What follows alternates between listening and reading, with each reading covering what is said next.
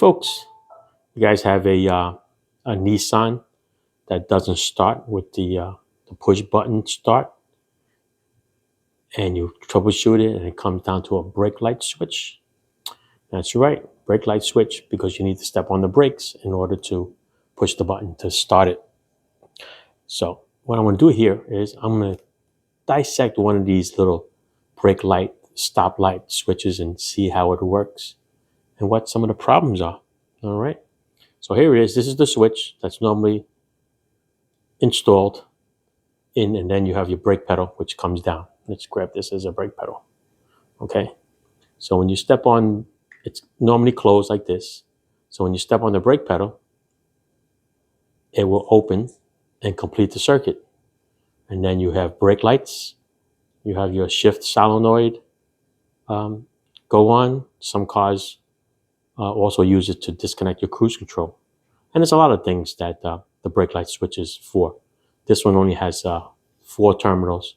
So one is set is for the brake lights. The other set, I believe, is for the shifter. All right. So, like I said, it's normally installed in a closed position like this. So there's no power to the wires. There is nothing right now. Well, there's power to the wire, but it's sitting there. It's not completing the circuit. So once you step on the brake pedal, it pops open, creates a little contact, and it will connect from one wire to the other wire. All right. So the hot wire is sitting on this side, and this side is going to go to wherever it's got to go. All right. So let's take it apart. I'm going to show you what it looks like. All right. So just got to pry these apart. A lot of people rebuild these instead of spending the $80 to buy another one. But you know what? I'd rather be safe than sorry than to be playing with these and cleaning the contacts and trying it out. All right. So like I said, there's a spring in here. Okay. That's connected to this plunger here. Let's take this plunger out. So this plunger, this piece here, connected with the spring in here. Okay. It's going to push on this centerpiece right here. That's the part that goes in and out. Okay.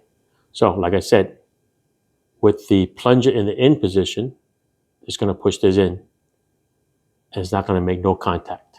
There's little tiny contacts here, little round tabs that look like points.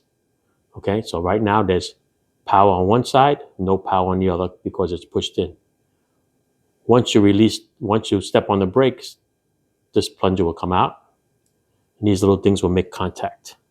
Let me see if I can turn on a light here for you. Let's see if you can see it. If you look on here, okay, you're gonna notice that there's a burn mark right there. See it? So when there's another burn mark here. All right, so it's basically on this side. This side is the contact that's for the brakes. All right. So when the contacts get dirty, they're gonna arc. And when they arc, they're gonna have a little bit of a spark. And of course, anything that sparks is gonna affect your little plastic here. All right. So if you look closer, let me see if I can show you the contacts here. Okay. If you look here, you can see this contact right here. Nice shiny brass, right? Looks pretty good. Looks clean, right? Let's see if I can push this in with something else. Let's go with this. Yeah, if I do that, you can't see. All right, nice shiny brass over there. Watch this side. See that? It's a dirty contact. So that means the reason why the car didn't start when you stepped on the brakes was because even though the pedal was down and the plunger came out, that was making a bad contact.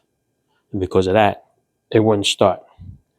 So that's why every once in a while you would step on a brake, release it, step on a brake, step on it. So eventually you would get a good contact by touching it.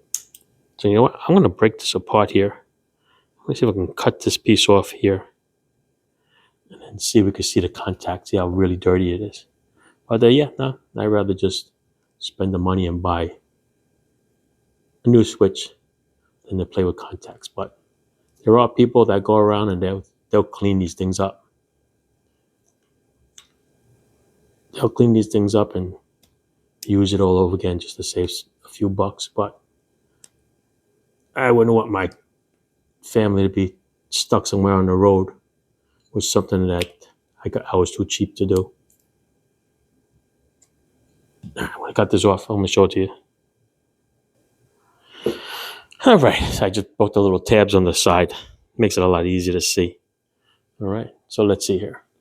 Let's show the nice shiny side. Look at that.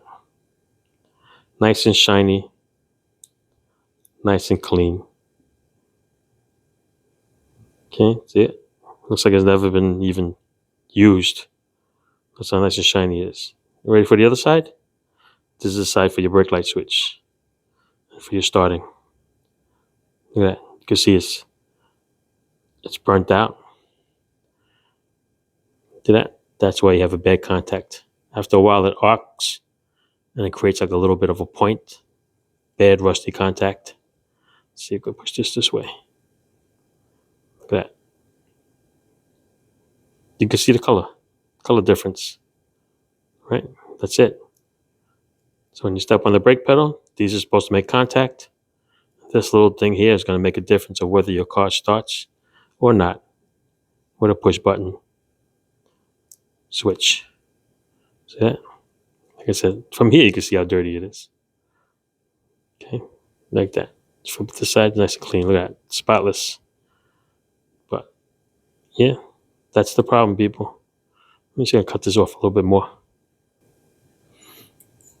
All right, so I bent the tab up a little bit. How about that? Let's take this off. The spring. This is the piece. Nice and shiny, like it's never been used.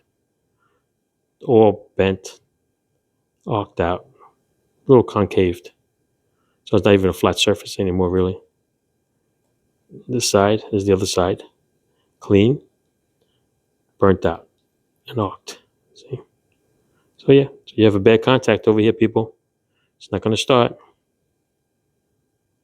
Just like that. You got to make a good contact. Like this side is nice and clean. And that's it. All right. That's what's wrong with these little switches. I mean, some people go and get sandpaper and sand this up, but nobody's doing anything about the spring pressure and this other part over here. Okay. This here, being in the closed position, with the pedal up, these are bent in all the time. So eventually, after a couple of years, these are going to stay like that. They're supposed to have some kind of a tension to come out. Okay, that's the way it's designed. All right, me, I'll buy new ones. It's well worth it. All right, this is for a Nissan Altima. See my other videos, and I'll show you how I got to this point of getting this car started. All right, thanks for watching.